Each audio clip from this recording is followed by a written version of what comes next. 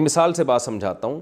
رسول اللہ صلی اللہ علیہ وسلم نے پچھلی امتوں میں ایک شخص کی مثال دی ہے جس نے 99 انسانوں کو قتل کیا تھا, 99. تو ایک راہب کے پاس گیا کہ بھئی میں نے 99 انسانوں کو قتل کیا, کیا میری توبہ قبول ہو سکتی ہے؟ اس نے کہا نہیں ہو سکتی. تو اس نے راہب کو بھی قتل کر کے سینچری پوری کر دی. اس نے کہا جب جانا ہی جہنم میں ہے تو پھر 100 پورے کر کے جاؤ. لیکن اس کے دل میں پھر بھی اللہ کا خوف تھا, تو ایک عالم کے پاس گیا, حدیث میں آتا ہے فَسَأَلَهُ عَنْ أَعْلَمِ أَهْلِ الْأَرْضِ, لوگوں سے پوچھا کہ زمین کا سب سے بڑا عالم بتاؤ. فَدُلَّ عَلَىٰ رَجُلٍ عَالِمٍ, لوگوں نے عالم بتائے. فَأَتَاهُ فَقَالَ, عالم سے کہنے لگا إِنَّهُ قَتَلَ 100 نَفْسٍ فَهَلْ لَهُ مِن تَوْبَةٍ, 100 انسانوں کو میں نے قتل کیا, میری توبہ قبول ہو جائے گی؟ تو وہ عالم واقعی عالم تھے. انہوں نے فرمایا نعم من یحول بینہ وبین التوبہ, تمہارے اور توبہ کے درمیان کون سی چیز حائل ہو سکتی ہے. یعنی انہوں نے اپریشیٹ کیا اس کو. لیکن چونکہ وہ عالم تھے, صرف جواب نہیں دیا انہوں نے کہ ہاں توبہ ہو سکتی ہے. ان کو پتہ تھا جس ماحول میں اس نے گناہ سیکھے ہیں, جب بھی کوئی پیغمبر ایسی تعلیمات لے کر آتے جو ان کی خواہشات کے خلاف ہوتی ہیں تو یا تو اس پیغمبر کا انکار کرتے یا اس کو قتل کر دیتے تھے. یہ چاہتے تھے ہمیں ہماری خواہشات کے مطابق دین چاہیے.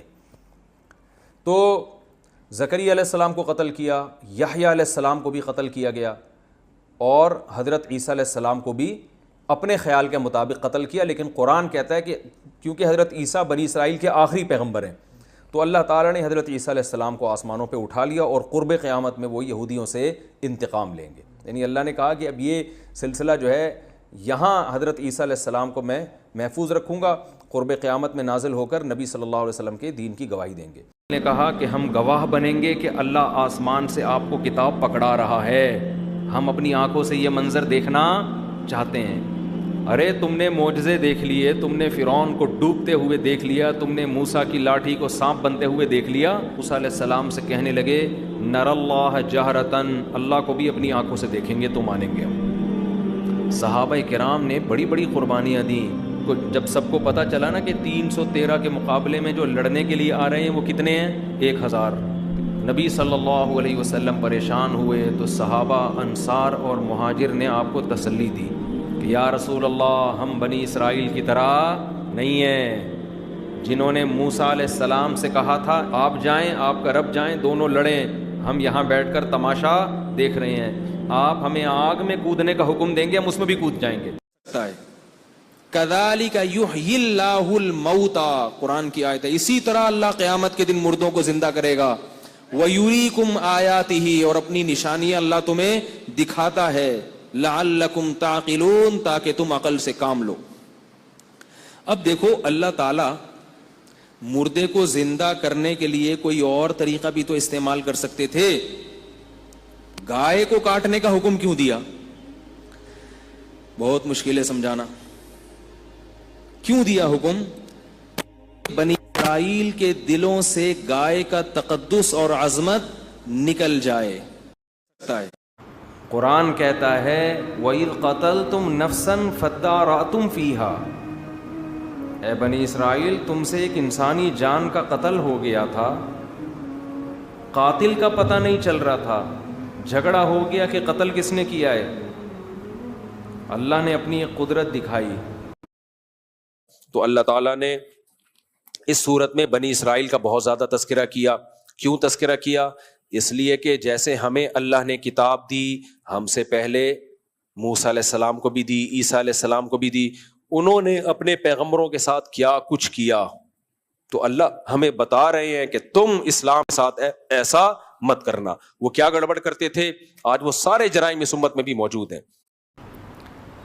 آج ہم نے جو قرآن مجید کی آیات پڑھی اس میں اللہ نے وہ لوگ جو سخت دل ہو چکے ہیں ان کی ایک مثال بیان کی ہے. یہود کی مثال بیان کی کہ کیسے انہوں نے پیغمبروں کے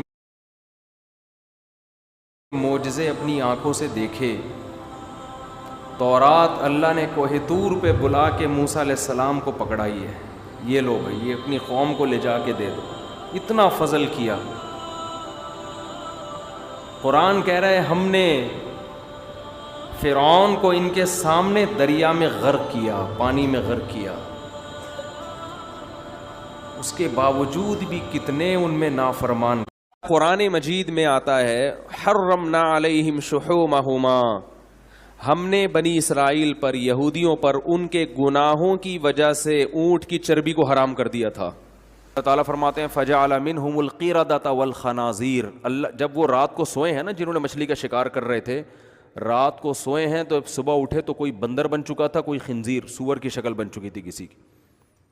پھر حدیث میں آتا ہے 3 دن کے بعد اللہ نے ان سب کو ختم کر دیا. یہ جو نسلیں بندروں کی اور سور کی چل رہی ہیں, ان کا ان بنی اسرائیل سے کوئی تعلق نہیں ہے.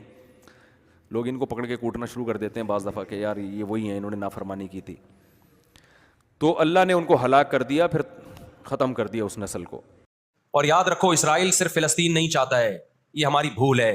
اسرائیل گریٹ اسرائیل کا قائل ہے, جس میں بہت بڑا خطہ ہے جس پہ وہ قبضہ کرنا چاہتا ہے. یہ یہاں رکے گا نہیں. اگر آج ہم غزہ کو اسرائیل کے حوالے کر دیں کہ چلو دنیا میں امن آ جائے گا, ایک حکومت ان کو دے دی جائے, چند لوگوں کو ہتھیار ڈلوا کے ان کو کنٹرول دے دیا جائے, تو یہ آپ کی بھول ہے. قرآن کہہ رہا ہے وَيَسْعَوْنَ فِي الْأَرْضِ فَسَادًا, ان کی فطرت میں ہے کہ یہ زمین میں ہمیشہ فساد مچاتے رہیں گے. موسیٰ علیہ السلام نے بنی اسرائیل سے کہا تھا کہ جا کے اس قوم سے لڑو, تو بنی اسرائیل نے کیا کہا, وہ بڑے طاقتور لوگ ہیں, اذهب انت وربک فقاتلا انا ہاہنا قاعدون. اے موسیٰ آپ جاؤ اور آپ کا رب جائے, دونوں جا کے لڑو, ہم یہاں بیٹھ کے تماشا دیکھ.